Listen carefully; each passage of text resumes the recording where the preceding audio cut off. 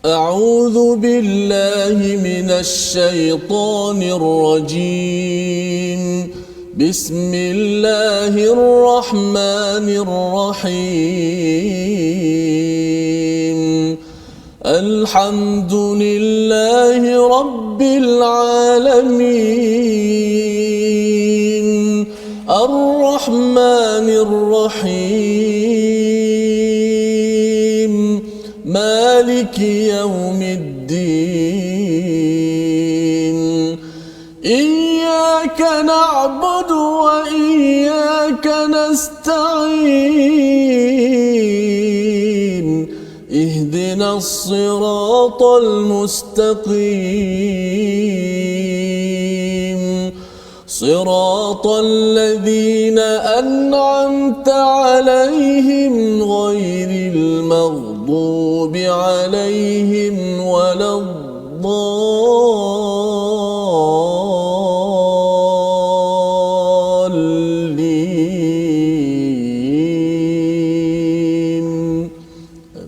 Amin ya rabbil alamin. Alhamdulillah. Assalamualaikum warahmatullahi wabarakatuh. Alhamdulillah wassalatu wassalamu ala Rasulillah wa ala alihi wa man walah. Syada la ilaha illallah, syada Muhammadan abduhu wa rasuluh.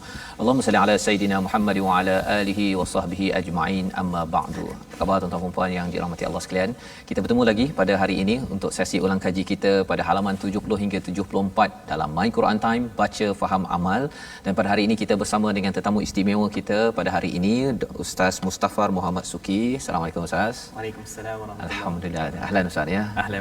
Masya-Allah. Dan juga Ustaz Tirmizi. Apa khabar Ustaz? Seperti biasalah. Alhamdulillah Ustaz ya. Kita bersama dengan Ustaz Mustafar.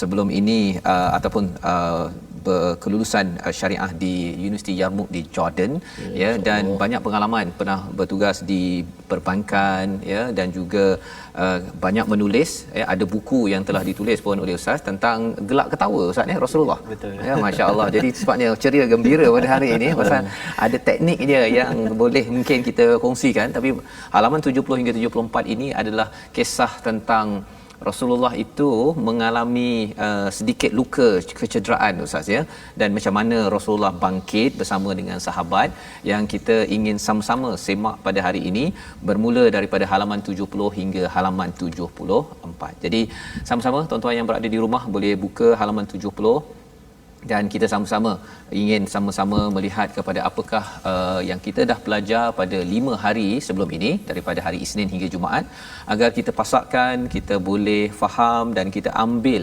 pelajaran daripada 5 halaman ini untuk diaplikasikan di dalam pekerjaan kita, di rumah, dalam kehidupan kita seharian. Jadi sama-sama kita mulakan dahulu ya, kita melihat balik kepada ayat 154 daripada halaman 70 ya. Sebenarnya kalau kita sudah ulang kaji minggu lepas, di dalam kecamuknya perang Uhud itu berlakulah apa, round pertama menang, round kedua, pusing yang kedua itu kalah. Maka sahabat mengalami ghamman bi ghammin pada ayat yang ke-153. Ini kita telah belajar sebelum ini, dan pada ayat 154 itu Allah menyatakan tentang Allah menurunkan amanatan ya, menurunkan rasa selamat nuasa, rasa mengantuk pada waktu itu yang memberi kesan kepada hati perasaan para sahabat. Dan di hujung ayat 154 itu Allah menyatakan tentang waliyabtaliyallahu ma fi sudurikum waliyumahhisam hisama fi qulubikum. Maksudnya apa? Di hujung ayat 154 ini Allah melakukan demikian, ujian yang berlaku, kekalahan, kecamuk itu untuk menguji apa yang ada dalam dadamu dan untuk membersihkan apa yang ada di dalam hatimu. Jadi pada hari ini kita bersama dengan Ustaz Mustafar. Berapa lama Ustaz di Jordan dulu Ustaz? 4 tahun. 4 tahun. Jadi masya-Allah kita hari ini nak tanya sikit istilah sadr ataupun sudurikum, Allah kaitkan dengan ibtila tadi, dan juga qulubikum pada hati. Allah kaitkan dengan waliyumahhisa, dengan membersihkan. Kalau Ustaz boleh cerahkan lagi apa itu sudur, apa itu qulub ya, apa itu sadar, apa itu qalb, yang ada kaitan tak dengan kita yang kita boleh ambil pelajaran daripada ayat 154. Sila Ustaz. Bismillah wassalatu wassalamu ala Rasulillah. Sidang penonton yang dirahmati Allah Subhanahu Wa Taala, Al-Fadhil Ustaz Tuan Fazrul, kemudian Al-Fadhil Ustaz Ahmad Tirmizi, masya-Allah bacaan Nabi Allah Daud alaihi salam. Jadi alhamdulillah kita berbincang tentang ayat 154 daripada surah Ali Imran, yang mana ia merupakan rentetan daripada peristiwa perang Uhud. Dan kalau kita perhatikan, Allah Subhanahu Wa Taala sebut pada akhir ayat tadi berkenaan dengan sudurikum dan juga qulubikum. Betul. Jadi dia begini, asasnya saya ni Ustaz, antara benda yang saya suka adalah bertani juga. Jadi antara benda yang saya tanam adalah kelapa. Kelapa Ya. Jadi bila sebut tentang kelapa ni, dia ada kaitan juga dengan apa yang kita nak bincangkan tentang apa itu hati, apa itu dada, dalam dada, dan apa itu dipanggil sebagai fuad sebagai contohnya. Jadi dia ada kaitan. Ada lapis-lapis. Ada lapisan. Okey, jadi saya ringkaskan maksud sadar ni, kata sebahagian para ulama, ia bermaksud adalah apa yang ada daripada leher kita sampai ke perut kita. Maksudnya kawasan itu luas. Dan ini boleh kita ibaratkan macam sabut kelapa. Sabut kelapa. Dalam sabut tu pula dia ada yang dipanggil sebagai tempurung kelapa. Tempurung. Jadi tempurung tu adalah qalb. Hati tu. Lapisan nombor 2. Lapisan nombor 2. Okay. Adapun lapisan yang ketiga pula kita panggil sebagai apa yang kita panggil fuad. Fuad tu maksudnya adalah yang lebih memberi manfaat daripada sudut isinya tu, santannya tu. Lembut sikitlah Ustaz. Iya, lebih lembut lagi, lebih ke dalam lagi. Itu kaitan antara kalau kita boleh kaitkan dengan kelapa itu. Baik, cuma kita nak bawa semula maksud yang dipanggil sebagai sadar ni, seperti mana Allah Subhanahu Wa Taala sebut dalam surah Az-Zumar ayat 22. Dia ada kaitan dengan Islam. A'udzubillahi minasyaitanirrajim. Afaman syarahallahu sadrahu lil Islam. Dan tidakkah kamu melihat bahawa Allah Subhanahu Wa Taala telah pun memberikan kelapangan dada seorang itu dengan Islam. Maksudnya cahaya Islam ini merupakan salah satu perkara yang pada peringkat asas umumnya. Kemudian untuk menerima, iaitulah menilai antara baik dan buruk, menilai antara kita kata ilmu dan juga manfaat dan sebagainya, maka pada waktu tu datangnya hati. Jadi hati ni duduk tempat yang kedua, iaitu lapisan kedua. Dan Nabi SAW sebut dalam hadis sahih riwayat Imam Muslim, kata Nabi SAW berkenaan dengan hati manusia ni, innallaha la yanzuru ila suwarikum wala ila ajsamikum walakin yanzuru ila qulubikum wa a'malikum. Allah tak lihat pada tubuh badan kamu, rupa paras kamu, tapi Allah melihat kepada hati dan juga amalan kamu. So di situ dia punya punca pengetahuannya, punca ilmu dan punca berkaitan dengan kefahaman dalam Islam. Kemudian kita pergi pada pergi pada perkataan fuad. Fuad lagi dalam. Kalau kita boleh tambah lagi situ, fuad lagi dalam. Fuad ni dia melihat dengan basirah, melihat dengan ma'rifah, pengetahuan. Sebab tu Nabi SAW bila mana Nabi di Isra' Mi'raj kan, Allah sebut dalam surah An-Najm ayat yang ke-11, ma kadzabal fuadu ma ra'a. Tidaklah Nabi SAW itu berdusta, menipu, melainkan dia itu benar dengan apa yang dilihatnya, itulah dengan mata hatinya. Maka para ulama tafsir mengatakan maksudnya melihat Jibril alaihissalam dengan betul-betul mata hati. Jadi kalau kita kaitkan dalam kehidupan kita, kita lihat daripada sudut peperangan Uhud, kalau jiwa dah ada, hati dah ada, dalam dada tu penuh dengan kita kata keimanan kepada Allah Subhanahu Wa Taala, maka pada waktu tu kita akan melihat bahawa di kalangan para sahabat, sebagai contoh Abu Dujanah. Abu Dujanah ni kata para sahabat, kalau dia dah ikat serban merah dia sanggup mati syahid. Sanggup mati syahid. Kemudian kata Saidina Abu Bakar As-Siddiq radhiyallahu anhu, hari Badar, hari Uhud ni dia merupakan hari bagi Talhah bin Ubaidillah. Talhah ni tuan-tuan, masya-Allah tabarakallah, beliau ni putus jari. Dan kemudian dalam keadaan tu 36 ke hampir 40 tikaman, dan kemudian dia ni syahid yang berjalan seperti mana disebutkan oleh Nabi SAW. Nak ceritanya apa? Bila ada iman, ada hati, ada sadar, ada dia punya fuad yang mendalam kefahaman tentang agama itu, maka dia sanggup berkorban untuk buat apa-apa saja dalam kehidupan dia. Dan Ustaz, kalau boleh saya tambah lagi, perkataan yang pelik juga, perkataan nu'asah. Yang awal tadi mengantuk. Ustaz sentuh tadi perkataan mengantuk. Sekali kita tengok pada ayat ni Allah guna perkataan nu'asah. Pada ayat kursi sinatun wala naum. Sinah. Allah itu tidak diliputi rasa, kita terjemah mengantuk. Tapi sebenarnya ada beza. Nu'as ini adalah dia mukaddimah kepada nak tidur. Adapun sinah dia bukan pada mukadimah nak tidur, mukadimah nak mengantuk tu pun tak ada. So sebab tu Allah guna pada ayat kursi tu, Allah tu bukan sekadar mengantuk, nak mengantuk pun tak ada. Dia punya mukadimah pada mengantuk. Ya. Kalau nu'as ni mengantuk. Maksud mukadimah kepada nak tidur dah. Mukadimah pada tidur. Itu dia punya cerita. Tahap tidur tu kan. Jadi masya-Allah, itulah bahasa Quran. Jadi kalau kita bincang tadi tentang sadr dan qad ada beza, apatah lagi pada perkataan ini dipanggil mukjizat Quran, berkaitan dengan kalimat Quran. Wallahu a'lam. Jadi alhamdulillah kita dapat lapisan pertama, lapisan kedua, lapisan ketiga tadi, dan kalau hujung surah Ali Imran ini Ustaz ya, ada lapisan keempat yang nama ulul albab tu kan. Betul. Itu kita ambil sesi lain lah tu ya, pasal bukan masuk dalam hari ini. Cuma bila bercakap tentang ibtila kepada sudurikum dan waliyumahhisa ma fi qulubikum itu, di situ ada ujian dan ada pembersihan. Kalau Ustaz boleh tambahkan sikit, cerahkan lagi agar kita tahulah nak buat apa ataupun memahami lapisan 1 2 yang Ustaz maklumkan tadi. Baik, bismillah wassalatu wassalamu ala rasulillah. Jadi dia daripada sudut asasnya kefahaman untuk kita mendapatkan apa yang kita bincangkan tadi, dia bertitik tolak adalah apa yang kita buat pada hari ini. Iaitulah kita mentadabbur Quran. Tadabbur Quran, kita mengingati pada ayat-ayat Allah, melihat kebesaran kehebatan Allah Subhanahu Wa Taala, maka itu cara untuk kita membersihkan hati, dan dengan kefahaman itu menimbulkan kita punya qalb ataupun jantung hati kita ni. Kalau ikut biologi dia panggil sebagai jantung. Kalau ikut bahasa kiasannya hatilah. Jadi daripada sudut asasnya, ilmu dia merupakan salah satu perkara yang boleh mengangkat darjat manusia dan juga dalam keadaan tentu boleh memberikan kefahaman, kejelasan. Sebab tu kata Nabi sallallahu alaihi wasallam dalam hadis sahih riwayat Imam Al-Bukhari, "May yuridillahi khairan yufaqihu fid din." Siapa yang mana Allah hendakkan banyak kebaikan pada dia, Allah akan beri dia faham dalam agama. Faham ni kadang-kadang orang beramal tapi tak faham, masalah. Orang baca Quran kadang-kadang tak faham, masalah. Sebab tu kita adakan program ini untuk kita faham dengan ilmu Allah Subhanahu Wa Taala. Mudah-mudahan kita dapat membersihkan lapisan hati-hati yang kita ada tu dan menjadikan kehidupan kita insya-Allah sentiasalah dalam naungan Allah Subhanahu Wa Taala. Masya-Allah. Jadi Quran ni maksudnya dia pergi pada lapisan pertama ya. Maksudnya kalau ada was-was fi sudurin nas itu Quran boleh positifkan. Betul. Ya, pergi lapisan kedua dia tenang dengan zikir ini, sampai kepada fuad pun memberi kesan Ustaz ya, sehingga kan ulul albab itu bila dia tadabbur kepada ayat al-Quran, terserlah lapisan nombor 4 Ustaz ya. Baik, jadi itu adalah bagaimana lapisan-lapisan dalam hati manusia ini, perumpamaan mudah tadi kelapa ya. Inilah yang ditarbiah kepada tentera-tentera pada zaman Rasul sallallahu alaihi wasallam, dan bila berlakunya peristiwa pertempuran dua pihak tersebut, jam'an ya, ada yang menang, ada yang kalah, dan ketika round 2 pusingan kedua kalah umat Islam, 70 orang yang meninggal wafat. Pada waktu itulah kesedihan berlaku, ada yang kecewa, dan bagi Nabi sallallahu alaihi wasallam Allah bekalkan dengan sesuatu untuk terus memimpin. Jadi mari kita sama-sama lihat kepada halaman yang ke-71 pada ayat 159.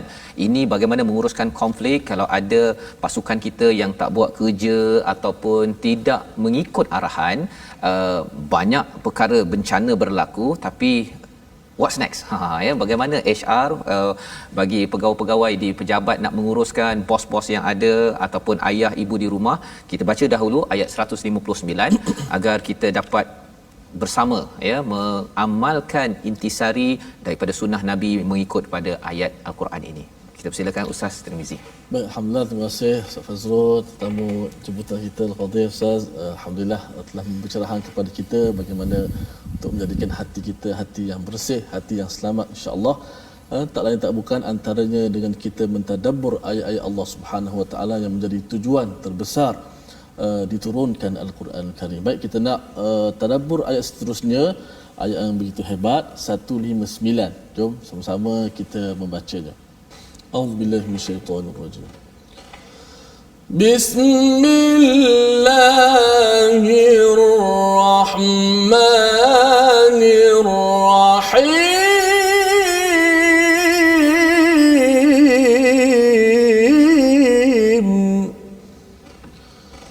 فبما رحمة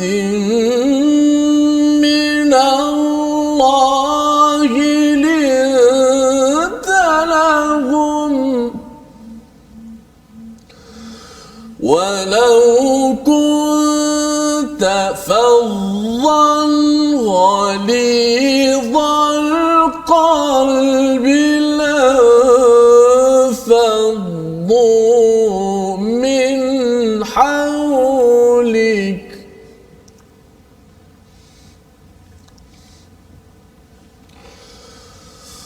فاعف عنهم واستغفر لهم وشاورهم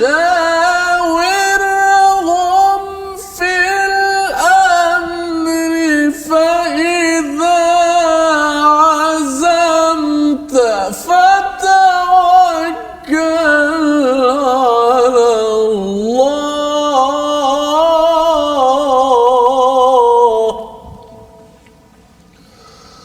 فتوكل على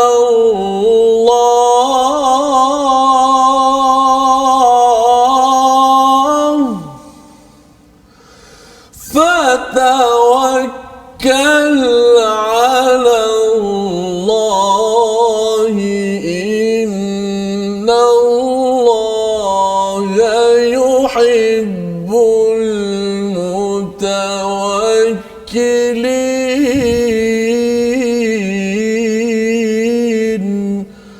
صدق الله العظيم.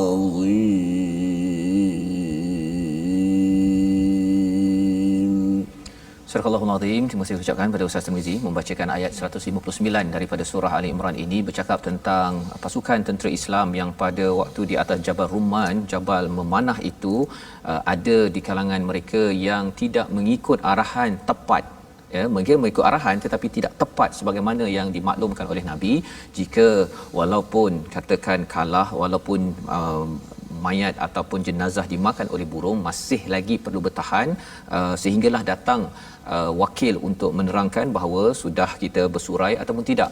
Tetapi kerana cara membuat keputusan itu sedikit berbeza, ada tentera yang pergi ke bawah mendapatkan harta, maka pada pusingan kedua diketuai oleh Khalid Al-Walid yang masih lagi belum Islam pada waktu itu, menyerang dan akhirnya kalah. Maksudnya apa?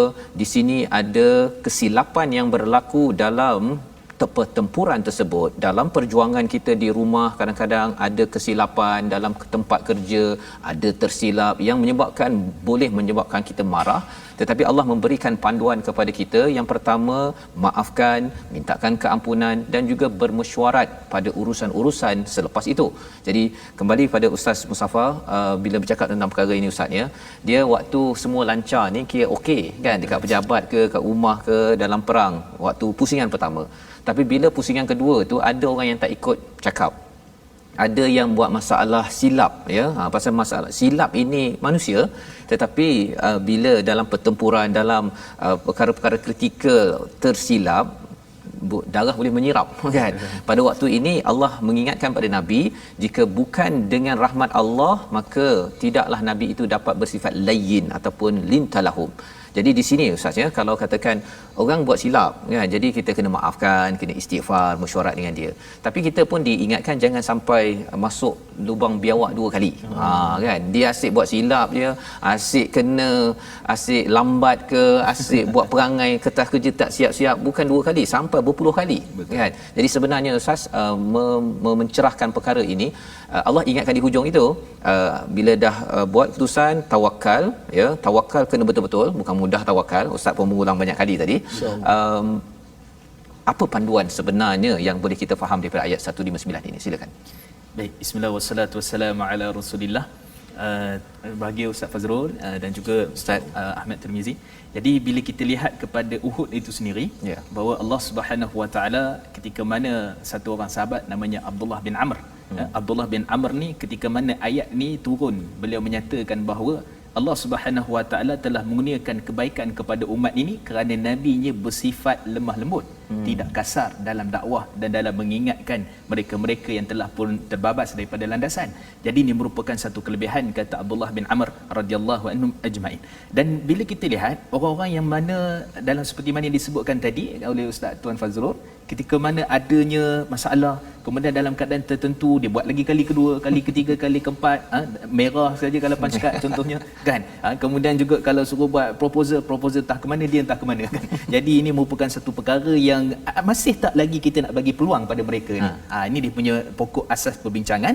Ataupun kita kata boleh tak kita nak lagi bermesyuarat dengan mereka ni, nak ambil lagi buah fikiran mereka ni. Baik, asalnya mesyuarat ni dia merupakan satu sunnah Nabi SAW. Sebab tu Allah sebut juga dalam surah Syura pada ayat yang ke-38, wa amruhum syura bainahum, dan perintahkanlah mereka untuk mengadakan mesyuarat di antara mereka.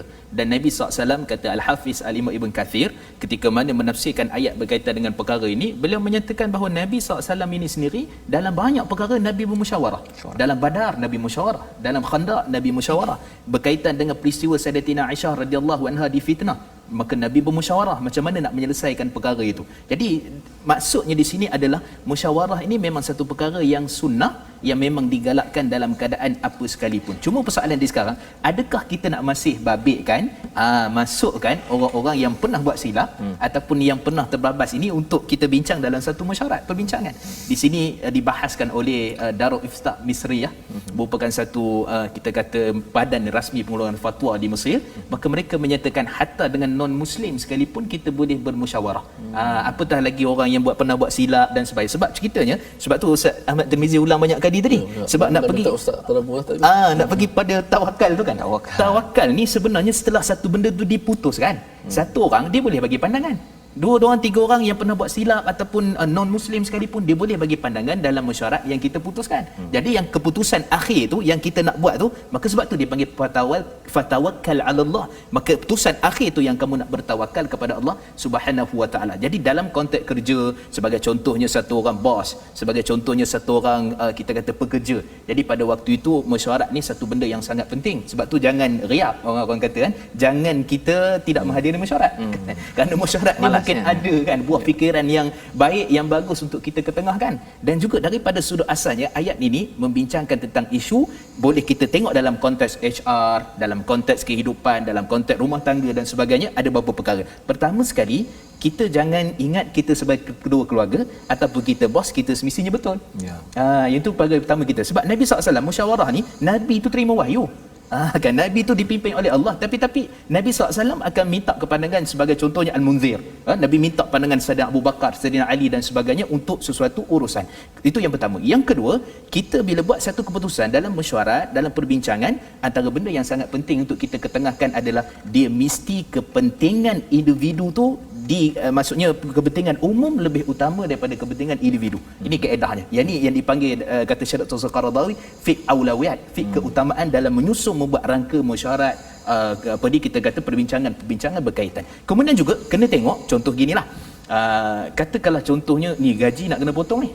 So gaji kena potong tu patutnya individu lah. Tapi untuk menyelamatkan syarikat, nak tak nak kena buat juga. Jadi itu yang dimaksudkan sebagai kepentingan umum. Yang kedua pula, kita akan melihat kepada dia punya keputusan itu jangka panjang.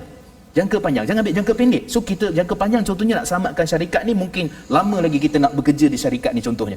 Jadi ini semua merupakan pengajaran kebaikan daripada mesyuarat yang akhirnya boleh bukan hanya sekadar kita melihat di situ, tapi kita memandang untuk kita aplikasikan dalam kehidupan seharian kita, dalam ibu bapa, sebagai ketua keluarga, sebagai bos dan sebagainya. Jadi itu antara boleh yang kita bincangkan. Wallahu a'lam. Terima kasih Ustaz. Ustaz mencerahkan tentang pentingnya mesyuarat ini, walaupun dengan non-Muslim, dengan orang yang pernah buat silap, kerana kita nak pada perkara pertama tadi ialah kita tak semua betul Ustaz ya.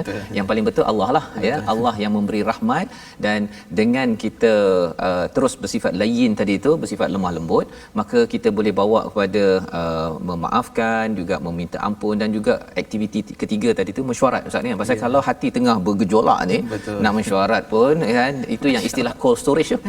Kan, bukan cold storage yang supermarket tu kan. Ini dia letak satu jabatan pasal nak memulaukan, tetapi itu bukanlah kaedah di dalam Al-Quran, kerana tawakal bukan pada bos yang betul ataupun pada suami ke pada ketua yang betul, tapi yang paling betul mestilah tawakalnya kepada Allah Subhanahu Wa Taala. Dan sebenarnya bila Nabi buat begini Ustaz ya, selepas itu, lepas Uhud itu walaupun ada silap, tapi lepas tu menang, kerana semuanya ambil peluang, Nabi beri peluang, dan peluang itu sudah tentunya diperjuangkan oleh ayat ke-159 ini. Jadi pencerahan ini amat penting. Itu sebabnya kalau ada yang cakap asyik meeting je, maksudnya kena berjaga-jaga. Kerana apa? Mungkin kerana proses meeting tu yang tak dibuat betul ya. Tetapi institusi mesyuarat ini memang adalah satu yang ada dalam surah Asy-Syura, ada dalam surah Ali Imran, untuk kita sama-sama menghidupkan tawakal. Tanpa mesyuarat Ustaz ya, nampak gayanya susah nak bertawakal ya. Kalau tawakalnya ditawakal pada sini, bukan tawakal pada atas, kerana mesyuarat memerlukan kerendahan hati untuk mendengar pendapat pelbagai, mengambil saripati Ustaz ya, daripada satu kalau tebuan ataupun lebah tu dia ada dia punya tempat sarang dia tu, nak ambil madunya itu perlukan kepada syura bainahum wa syawirhum fil amr. Jadi kita berhenti sebentar, kita menyambung kembali selepas ini My Quran Time, baca faham aman insya-Allah.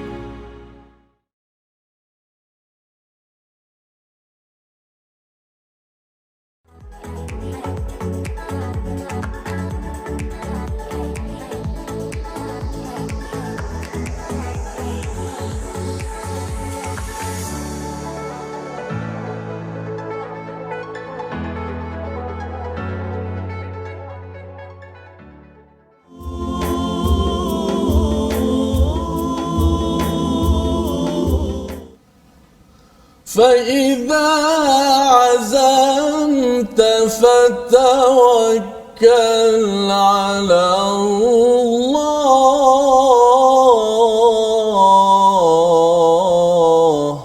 Alhamdulillah, terima kasih kepada semua penonton-penonton yang sentiasa setia bersama dalam My Quran Time, baca, faham, amal.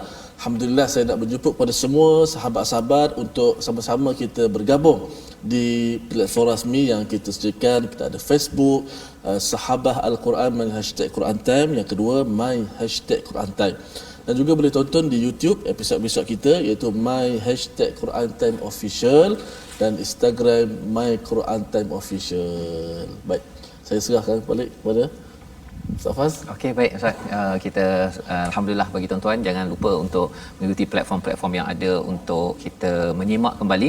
Kita sudah pun berbincang ataupun sampai pada halaman 74. Jadi mungkin ada yang kata bahawa saya tertinggal halaman pada ataupun perbincangan surah Al-Baqarah, ya, ataupun awal surah Ali Imran. Tuan-tuan boleh ya pergi ke YouTube tersebut, typekan saja Quran Time, beritahu alamatnya 71 ke 70 ke, maka kita akan dibawakan kepada rakaman ataupun sesi tersebut. Moga-moga kita boleh semak. Dan pada hari ini kita dalam sesi ulang kaji bersama dengan Ustaz Mustafa Muhammad Suki.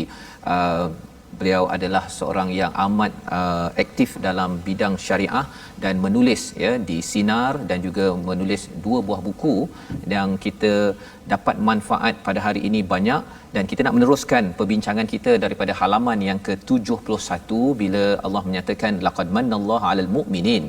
Di dalam komentar tentang Uhud itu timbul perkataan ataupun Allah mengingatkan tentang satu kurniaan, manna, perkataan yang Allah gunakan di sini kepada orang yang beriman.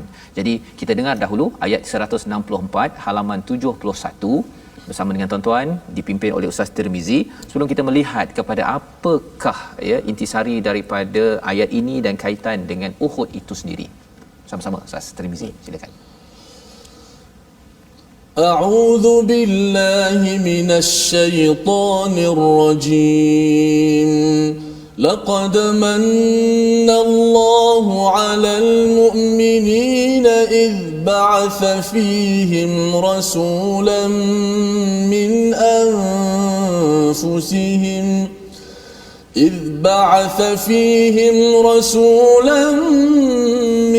أنفسهم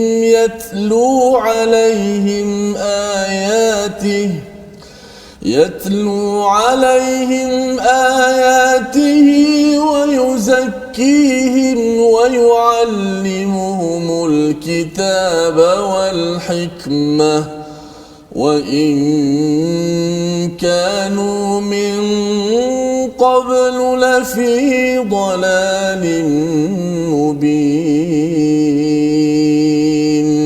صدق الله العظيم.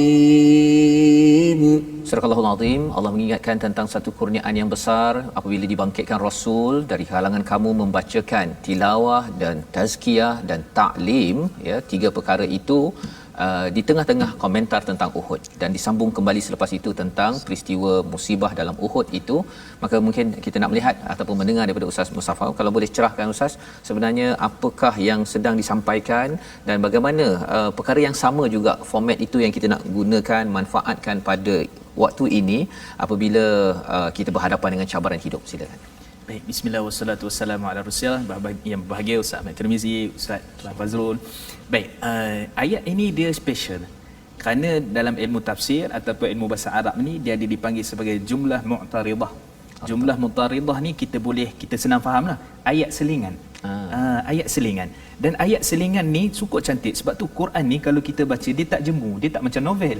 Kalau kita baca novel satu part dia tak berulang dah, dia tak ada benda lain dah. Tapi bila baca Quran, kejap-kejap Allah bawa kita pergi tengok laut. Wal fulki tajri fil bahr. Tengok tu kapal tu yang berlayar di lautan. Kejap-kejap Allah kata tengok siang. Wa ja'alna an-nahara ma'asha. Dan kami telah jadikan malam itu untuk kamu, siang itu untuk kamu cari kehidupan. Kemudian Allah kata kamu tengok dan ni, tengok tentang azab Allah pula. Tengok tentang kaum terdahulu. Maksudnya begitu cantik urusan Quran itu sehingga bila mana kita bincang tentang Uhud, Allah nak stop kejap. jumlah muqtaridah ayat selingan itu, dan Allah nak bawa kita kepada apa? Tentang kembali kepada Quran, kembali kepada Quran. Sebab tu kalau kita tengok tuan-tuan, ayat selingan ni dalam Quran terlalu banyak. Sebagai contoh daripada surah Al-Baqarah, bila mana kita bincang ayat 183 daripada ayat berkaitan dengan Ramadan, kemudian ayat 187 Allah cerita tentang doa. Kemudian juga kita tengok daripada sudutnya 275 daripada surah Baqarah Allah cerita tentang riba. Kemudian pada ayat yang bawah iaitu 278 Allah cerita tentang orang beriman. Kemudian sambung balik tentang orang-orang yang mana bila mana dia berkait dengan riba dia akan diperangi oleh Allah. Jadi ayat selingan ni apa tujuan sebenarnya? Sebenarnya kalau kita mengkaji tafsir dan kita lihat dia ada kaitan dengan ayat sebelum dan ayat selepas. Ada kaitan ya. Ada kaitan. Bukan sekadar selit kat situ. Bukan selit saja. Bukan nak memenuhi cerita tu bukan. Dia ada kaitan. Antaranya apa? Kalau tengok daripada sudut asasnya, kenapa saya sebut surah Baqarah ni? Sebab kita mengulangi apa yang telah lalu tu, kita masuk sikit-sikit lah. Kan. Jadi maksudnya dalam orang puasa Ramadan antara benda yang dikena buat adalah doa. So ada kaitan. Dalam kaitan dengan contohnya pasal ayat riba tadi, kalau kita lihat daripada sudut asasnya Allah cerita tentang pengharaman riba dan sebagainya, tiba-tiba Allah masuk tentang ciri-ciri orang beriman, dirikan solat, kemudian mereka ni tidak akan berasa gundah gulana. Apa maksud dia? Maksudnya dia menegakkan syariat Allah berkaitan dengan apa? Melarang diri dia daripada terlibat dengan riba. Begitu juga dengan ayat ni, maksudnya syariat berkaitan dengan jihad, berkaitan dengan Uhud, dia merupakan salah satu perintah perang daripada Allah dan Rasulnya sallallahu alaihi wasallam. Jadi benda tu termaktub dalam Quran, perintah daripada wahyu. Dan sebab tu kata Nabi sallallahu alaihi wasallam ketika sahabat tanya, "Wahai Rasulullah, apakah perkara yang paling terbaik satu orang ni berjihad begini? Orang ni berjihad begini, orang ni berjihad begini." Kata Nabi sallallahu alaihi wasallam, semua tu tidak termasuk dalam apa maksud jihad. Yang jihad sebenar litakuna kalimatullahi yal ulia, menjadikan ataupun meninggikan kalimah Allah, itu adalah jihad yang sebenar. Jadi bila sebut tentang jihad, maka di situ juga ada kaitan dengan siapakah pemimpin kita. Jadi pemimpin kita pada waktu ini, jihad ni pemimpin pada sahabat adalah Rasulullah sallallahu alaihi wasallam. Sebab tu antara sahabat ni tak semua yang turun daripada Jabal Rumal tu. Contohnya Abdullah bin Jubair. Abdullah bin Jubair dia kekal. Dia ingatkan, kamu jangan turun. Nabi dah pesan jangan turun apa keadaan sekalipun. Tapi 40 orang turun. Tinggallah lebih kurang dalam 9 ke 10 orang dekat atas tu. Jadi menunjukkan bahawa mereka ini bila pegang pada prinsip Quran, pegang pada prinsip yang dibawa oleh Rasul, antaranya apa? Antaranya adalah membacakan tentang ayat-ayat bukti kenyataan kebesaran kehebatan Allah Subhanahu Wa Taala, menyucikan mereka daripada kesyirikan, keburukan, daripada sifat-sifat jahiliah, dan mengajar mereka tentang Alkitab. Maka kesimpulannya apa dia? Kesimpulannya akan menjadikan manusia itu berada di atas landasan yang benar, kembali kepada Quran, iaitulah seperti mana diriwayat daripada Imam Malik dalam kitab beliau Muwatta, taraktu fikum amrain, aku tinggalkan kepada manusia dua perkara, lan tadillu abada, kamu tidak akan sesat selama-lamanya, Quran dan juga sunnah Nabi sallallahu alaihi wasallam. Wallahu a'lam. Jadi alhamdulillah, terima kasih Ustaz. Maksudnya dalam kecamuk Uhud, kekalahan tersebut, Allah mengingatkan bahawa perjuangan ini mestilah Quran dan juga Rasul itu sebagai satu kurniaan yang besar, yang itulah yang perlu diperjuangkan. Kalau kalah sementara ke menang ke, semuanya itu kerana perjuangan Quran dan juga Rasul itu sendiri ya. Jadi itu adalah satu pencerahan untuk kita memahami kesatuan tema Ustaz ya. Maksudnya ayat ini bukanlah sekadar, walaupun namanya jumlah muqtaridah itu dia macam ni sikit ya, tapi rupanya dia kan dia sesuai untuk memastikan kalau bata saja dia tak ada simen kan. Betul. Dia tak jadi satu rumah Ustaz kan. Masya-Allah. Jadi ini yang kita nampak, dan kita teruskan ya ulang kaji kita pada halaman yang ke-72 ya, menarik tentang mereka yang sudah syahid ini. Pada ayat 169 Allah kata, jangan kamu menganggap mereka itu terbunuh, perjalanan Allah itu amwata ya. Nak mohon pada Ustaz Tirmizi baca ayat 169, kemudian nak nanti Ustaz boleh cerahkan tentang istilah yurzaqun itu apa maksud mereka tu diberi rezeki kan. Baik, kita dengar dulu. Baik, kita terus membaca ayat 169. Auzubillahi minasyaitanir rajim. Wala tahsabanna alladhina qutilu fi sabilillahi amwatan bal ahya'un 'inda rabbihim yurzaqun.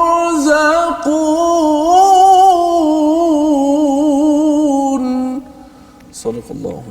Dan jangan sekali-kali kamu menganggap bahawa orang-orang yang gugur di jalan Allah itu mati, sebenarnya mereka itu hidup di sisi Tuhannya mendapat rezeki. Allah menggunakan perkataan wala tahsabanna, kamu berkira-kira, kamu menyangka. Kadang-kadang kita bila fikir sendiri ustaz ya, kadang-kadang dapat bisikan-bisikan dekat telinga ke apa, kita boleh bertukar kita punya cara berfikir ya, daripada serius jadi tak serius, daripada tak serius jadi serius kerana bersangka-sangka.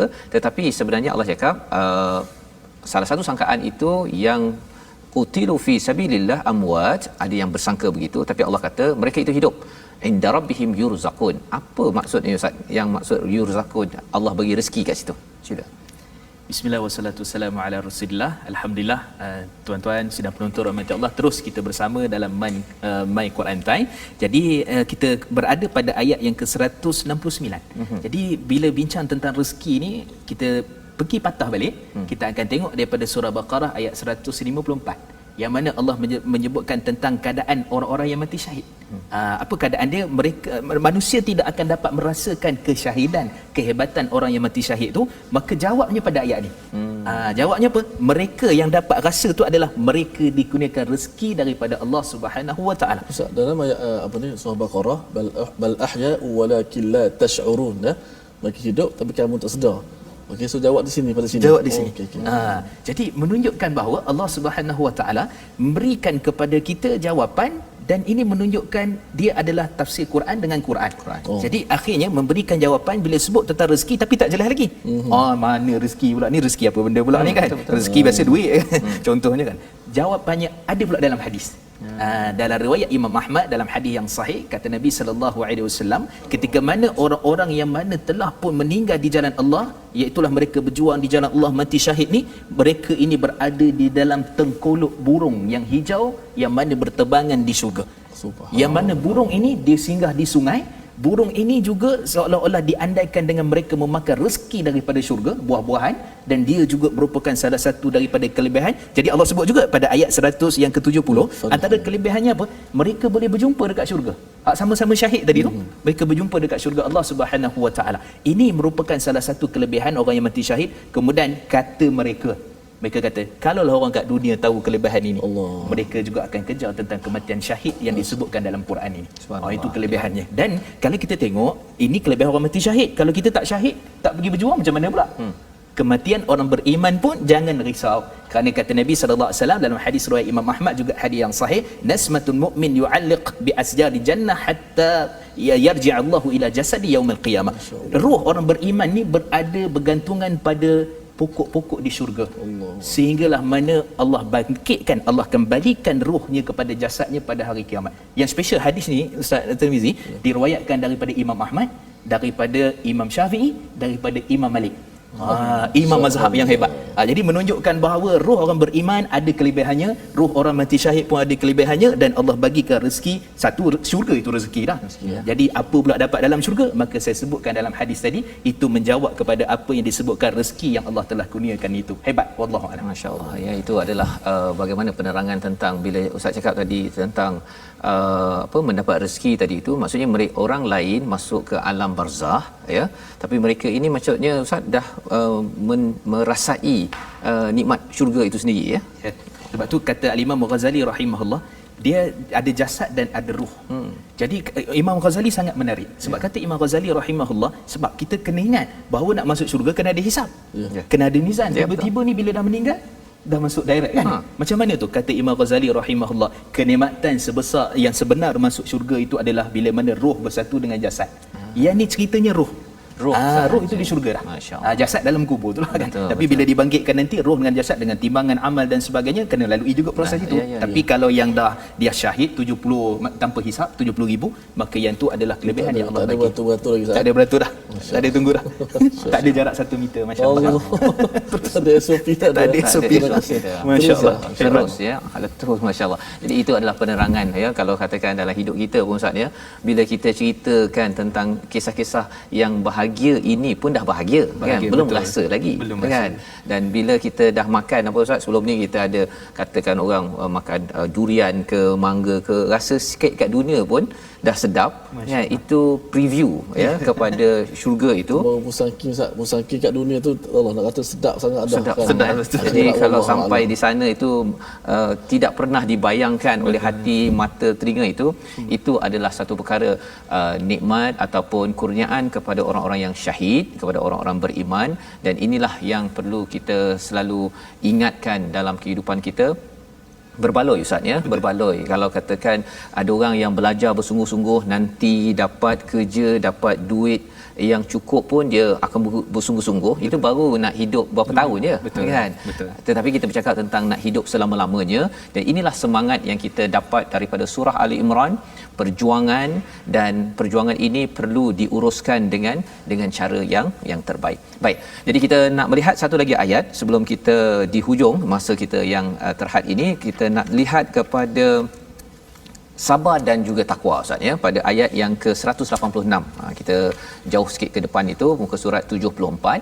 Tuan-tuan di rumah, muka surat 74 ayat 186. Di situ Allah menyatakan tentang sabar dan takwa ya. Di hujung itu wa in tasbiru wa tattaqu fa innal zalika min azmil umur, iaitu jika kamu bersabar dan bertakwa maka sesungguhnya yang demikian itu termasuk urusan yang harus diutamakan. Tadi kan ada azamta kan, tapi kat sini ada azam sekali lagi.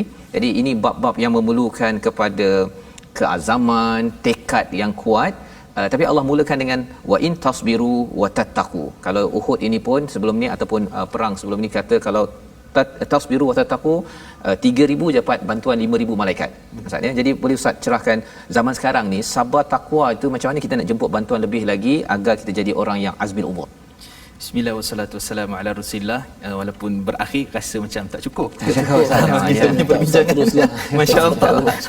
Jadi bila kita sebut tentang sabar dan takwa, yang paling cantiknya dalam Quran ini khusus surah Ali Imran, Allah sebut sekurang-kurangnya 4 kali. Betul. Pada ayat yang 125, ayat 120, iaitu Allah cerita tentang sabar dan takwa juga, tentang ayat 125, dan pada ayat yang ke-186 dan ayat yang ke-200. Jadi itu ada sebab tu. Sebab tu pertama sekali Allah Subhanahu Wa Taala telah gabungkan antara ciri-ciri berkaitan dengan sifat sabar dan takwa. Sebab kalau tak sabar dia tak boleh jadi. Daripada sudut asalnya kita sebut secara ringkasnya, sabar dalam kehidupan kita ni, kalau kita nak tengok dalam Badar, dalam Uhud, ini merupakan satu benda yang jarang kita nak nampak daripada sudut realitinya. Tapi kita sendiri yang berhadapan dengan kesabaran itu, kita tahu bagaimana kita nak menguruskan kesabaran. Baik. Jadi sabar ni kata Imam Ibn Rajab Al-Hambali diterbagi pada 3. Satu, sabar ketika mana melakukan amal kebaikan. Antara contoh nak buka TV ni. Nak buka Duduk TV sejam ni 1 payah jam. ni. 1 jam ni nak tunggu sekejap lagi, nak masak, nak ambil anak sekolah, macam-macam. Jadi 1 jam. Jadi sabar nak buat kebaikan, nak solat, nak qiyamulai, itu yang pertama. Yang kedua, sabar di atas mengelakkan diri daripada dosa dan maksiat. Pun kena sabar juga. Allah tanya orang puasa, macam Ustaz sebut tadi, nampak musangking waktu puasa. Masya-Allah. Sabar tu banyak sabar itu kan. Sabar sungguh tu kan. Itu sabar yang kedua. Sabar yang ketiga, sabar bila mana menerima qada dan qadar Allah Subhanahu Wa Taala. Jadi dia sangat kait rapat dengan peristiwa Uhud ni yang menjadikan kesabaran yang sungguh-sungguh kepada para sahabat radhiyallahu an ajma'in. Dan sikit lagi takwa. Takwa ni bukan sebut saja saya bertakwa pada Allah. Khatib sebut ittaqullah, waktu itulah paling sedap tidur. Masalah, masya-Allah sungguh kan. Jadi bila sebut bertakwalah kamu pada Allah, 3 terus. Kita terus ingat terus 3. Takwa dengan hati, takwa dengan perkataan kita, dan takwa dengan perbuatan kita. Jadi takwa itu semua ada pada sifat para sahabat bila mana menguruskan isu berkaitan dengan Uhud, khususnya mereka yang sebagai contoh Ammarah ataupun dikenali sebagai Ibnu Sakan. Bila Nabi sebut siapa yang nak ni cepat ni, Quraisy tengah mara ni, maksudnya daripada kafir musyrikin, tentera Mekah tengah mara, siapa yang nak syurga? Terus Ammarah ke depan dan dia syahid di jalan Allah Subhanahu Wa Taala. Sebab apa? Sebab dia sabar, dia takwa, dia yakin dengan apa yang Allah berikan kepada dia, dan itulah kehidupan kita. Kita sabar dan kita yakin dengan apa yang Allah telah kurniakan kepada kita dan yang akan datang walaupun kita tidak nampak pada waktu sekarang. Wallahu a'lam. Sabar walaupun perkara itu tidak nampak, tetapi kita akan dapat berjaya. Itu membawa pada takwa yang mendapat pertolongan daripada Allah SWT. Kita mengucapkan terima kasih kepada Ustaz Mustafar mencerahkan beberapa perkara dalam halaman 70 hingga 74 ini. Ya, ada banyak lagi soalan sebenarnya Ustaz ya, tapi dengan masa yang ada ini kita amat menghargainya. Kita ingin melihat kepada apakah yang doa yang boleh kita sama-sama ya, sama-sama kita panjatkan agar pelajaran yang kita dapat beberapa pada hari ini dan juga intisari halaman 70 hingga 74 ini dapat Allah bantu kita untuk dibaca selalu, difahami dan juga diamalkan. Jadi silakan Ustaz Mustafar memimpin doa bacaan pada hari ini. أعوذ بالله من الشيطان الرجيم بسم الله الرحمن الرحيم اللهم إنا نسألك علما نافعا ورزقا طيبا وأملا متقبلا اللهم فقهنا في الدين وعلمنا التأويل واهدنا الصراط المستقيم صراط الذين أنعمت عليهم من النبيين والصديقين والشهداء والصالحين وصلى الله على سيدنا محمد وعلى آله وصحبه وبارك وسلم والحمد لله رب العالمين تقبل الله منا ومنكم السلام عليكم ورحمة الله وبركاته. Terima kasih kepada Ustaz. Jadi dengan ini kita berada di penghujung. Saya mengucapkan terima kasih kepada tuan-tuan untuk terus sama-sama dalam My Quran Time, dan juga tuan-tuan boleh membantu bersama kita berjuang bersama menyumbang dalam wakaf untuk ummah, satu usaha kita bersama untuk sama-sama kita menyebarkan mushaf Al-Quran, tapi lebih daripada itu ialah kesedaran Al-Quran untuk kita berjuang dengan sabar, dengan takwa. Moga-moga Allah terus memberi bantuan kepada keluarga kita, kepada masyarakat ini dengan tali Allah Al-Quran. Jadi insya-Allah kita bertemu pada jam 11 malam, pada jam 6 pagi insya-Allah ulangan. Saya mengucapkan ribuan terima kasih kepada Ustaz Mustafar, Ustaz, dan insya-Allah kita bertemu lagi My Quran Time, baca faham.